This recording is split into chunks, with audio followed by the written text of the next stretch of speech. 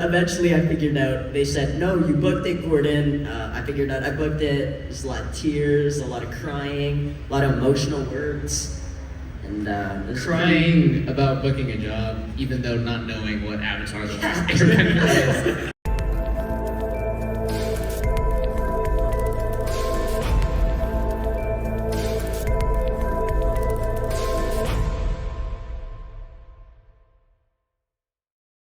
You really embodied Avatar. I think I told you this earlier when you had that chat, and I can't imagine anybody else playing the Avatar Aang but you. You were just this happy, go-lucky kid. But how did you go into the depths of this character? How did you, of course, you go through this whole process of growing up with this character? How did you go about it?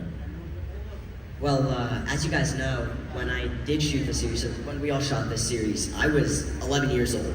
So I feel like I've grown up quite a bit. But even in the original series, it only takes place for 3 months, but you can see Aang growing as a person and even physically a little bit. Like season 3 Aang, he is like, I don't want to say shredded, but he's scary.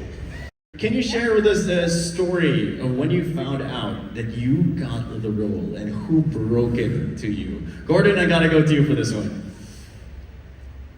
Tears, crying, happiness. I'm sorry, I'm doing this in single words. Okay. When I actually booked the role, they pulled me in for, I think what was called Getting to Know You.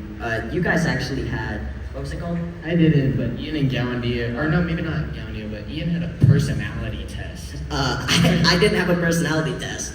They said it was between me and a few other people and they want to get to know me. So I went in there and they started talking. I have no clue what's going on. And they end up getting into them saying, we searched the whole world for Aang. Like the whole world, and then we found him. And you live 15 minutes away from the studio. And I was really confused. I had no clue what's going on. I'm like, you found him? That's a really mean way of telling me I didn't get the role. But eventually I figured out, they said, no, you booked it, Gordon. I figured out I booked it. There's a lot of tears, a lot of crying, a lot of emotional words. And crying about booking a job, even though not knowing what Avatar the Last Airbender is. Because No, you go. he wasn't born yet. Oh yeah, and for those of you that don't know, so he wasn't born yet, but after he found out he booked the job, he watched it 26 times and more. You heard that? Come on, where's the hype at? Yeah, come on! This is our Avatar here, 26 times and more. Ah man, wait, you stopped counting at 26, right? Yeah, so I'm gonna say roughly like 35. Oh man, I'm gonna lie. that's commitment, if I've ever seen it. Behind the scenes, especially for you, Gordon, are there, and we know this was a whole process, like you said, you started shooting at 11 years old. Were there any memorable experiences behind the scenes, behind the camera that you can share, especially for our Filipino audience fans here? Of course, these are your people, so we want to know what the experience was like, and is there a story in particular that stands out to you? Okay, you guys are awesome. Shout out Philippines.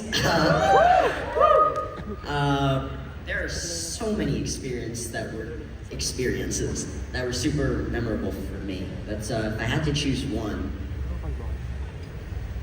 it's tough. Okay, there was this one day, I feel like it has been mentioned a few times, but it's just really special. It was probably the first day we really bonded, but it was me, Ian, and Gowandia.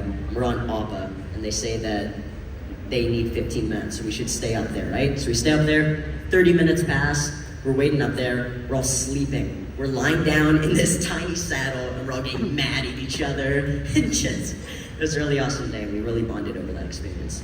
Who on set was most like their character in real life? Gordon, I want to go to you with this. He's the furthest though, from what I hear. That's a complete joke. No bias or anything, but definitely me. I feel like I'm biased. Come on, Dallas.